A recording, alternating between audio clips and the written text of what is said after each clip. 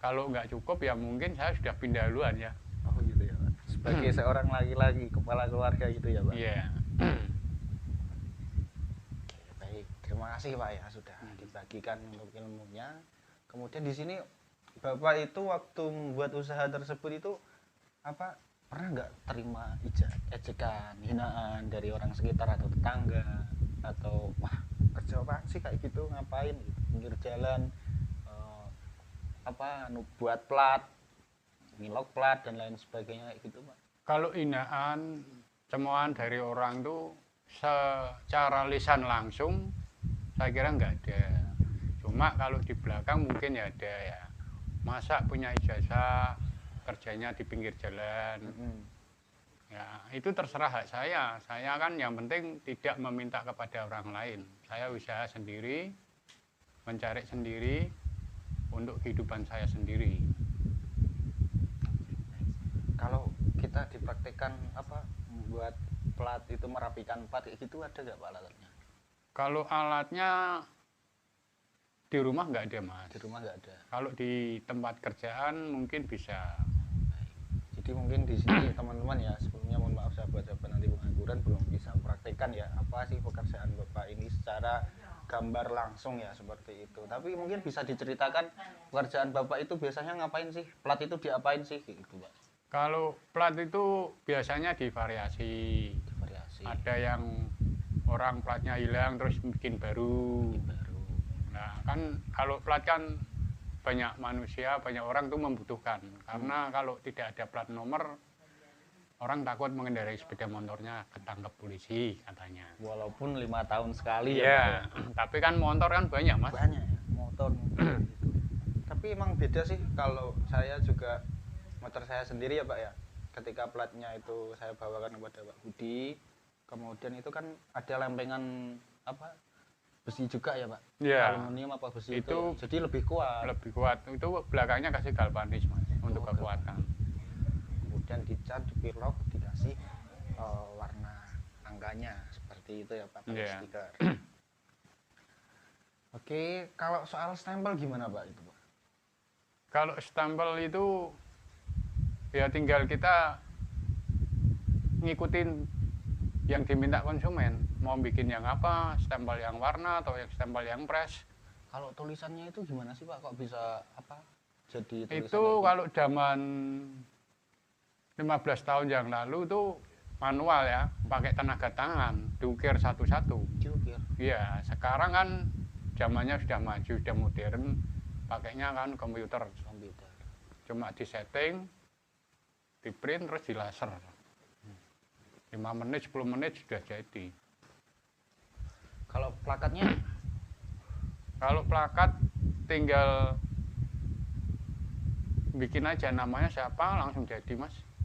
Di model yang minta yang sablon atau yang grafir bisa. oke, baik. Jadi gini Pak ya.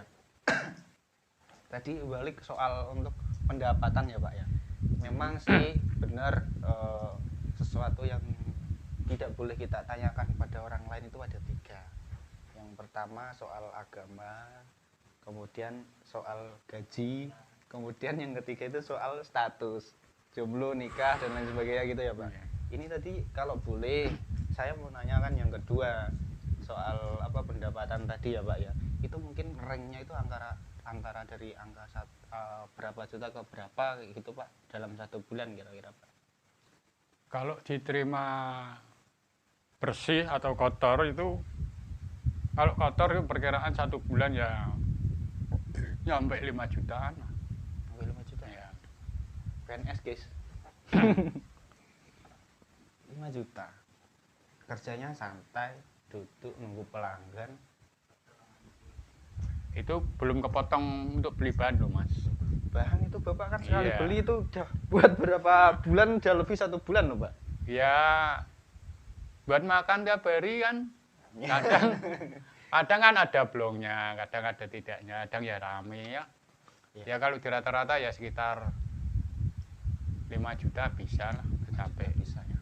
Jadi teman-teman itu jangan lihat covernya dulu, duduk di pinggir jalan, buka warung kecil, kemudian entah itu warung apapun ya Pak ya, termasuk untuk di plat nomor dan lain sebagainya.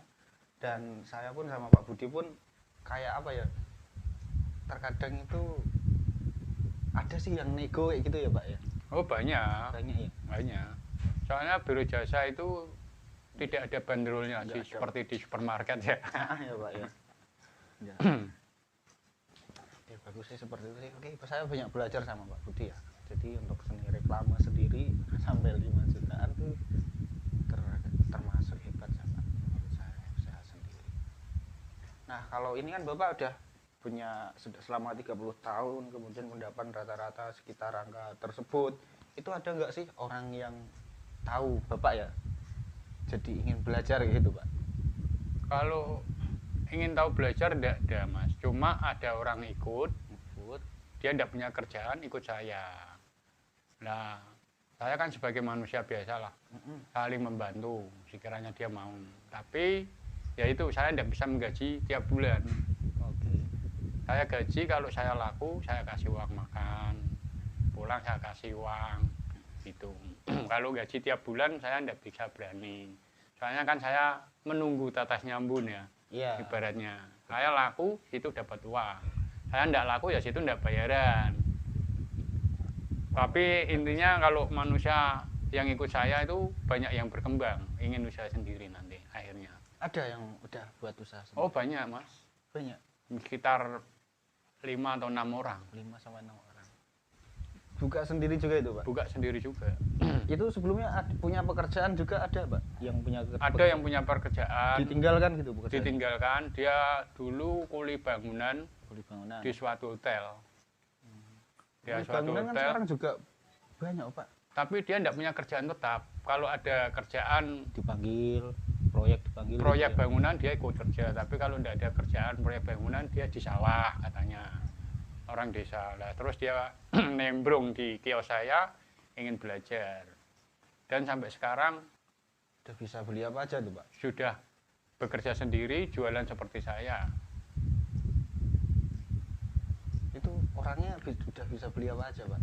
Kalau tahu ya? beli apa aja tidak tahu ya mas, soalnya anak Purwodadi dia. Purwodadi. Kalau anak Semarang yang ikut saya ada juga, dari sampai muda ikut saya terus sampai usaha sendiri, bisa menikah, bisa beli rumah. Oh, sampai gitu. Walaupun juga. rumahnya rumah susun. Coba, Alhamdulillah. 5 juta.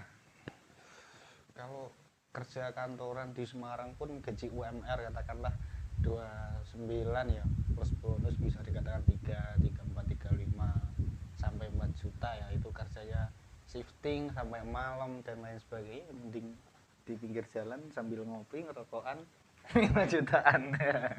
Ya enggak tentu, kadang ya 5 juta itu enggak bisa dipastikan tiap bulan, kadang ya surut. Iya, iya benar ya Pak, kalau usaha memang gitu ya. Kalau pasti 5 juta ya mungkin saya punya Semuanya yang diinginkan banyak gitu. mas. Iya. Tapi yang pasang surut juga ya Pak, Iya. itu dirata-ratakan segitu ya. Oke baik Pak, sebelumnya terima kasih ya sudah disampaikan untuk apa ya, sedikit lah kayak hiburan, dan juga mungkin dari sahabat-sahabat ahli pengangguran mempunyai beberapa inspirasi untuk membuat usaha sendiri, salah satunya di bidang reklame, dan reklame itu sangat besar ya jangkauannya gitu ya Pak ya. Betul. Mungkin dari Pak Budi sendiri ada apa masukan atau motivasi buat sahabat-sahabat anti pengangguran nih, untuk para pemuda ini Pak buat usaha? Ya untuk para orang-orang muda yang mendengar misi saya ini, semoga apa yang kamu inginkan jangan kamu sia-siakan. Raih apa yang kamu maksud, teruskan cita-cita kamu. Kalau bisa mandiri lebih baik daripada ikut orang lain. Mandiri lebih baik daripada ikut lainnya. Terima kasih Pak ya. Oke, dan juga saya menyampaikan pada seluruh subscriber ya sebelumnya, terima kasih juga masih stay di channel ini, walaupun juga mungkin belum bisa maksimal sesuai yang kalian inginkan. Ini mungkin menjadi konten terakhir saya ya. Saya akan off-kan YouTube saya sementara waktu mungkin 3 sampai 4 bulan atau lebih ya, karena memang ada beberapa kesibukan yang nggak bisa saya tinggalkan ya. Seperti itu, saling mendoakan semoga urusan kalian juga bisa terlaksana dengan lancar, dengan baik. Kalau kalian mau membuat usaha ya ditekuni benar-benar. Jadi berani ambil risiko, dan juga kalau berani ambil keuntungan berarti harus berani ambil risiko gitu ya Pak ya. Betul. Itu terima kasih sahabat-sahabat anti pengangguran. Selamat malam.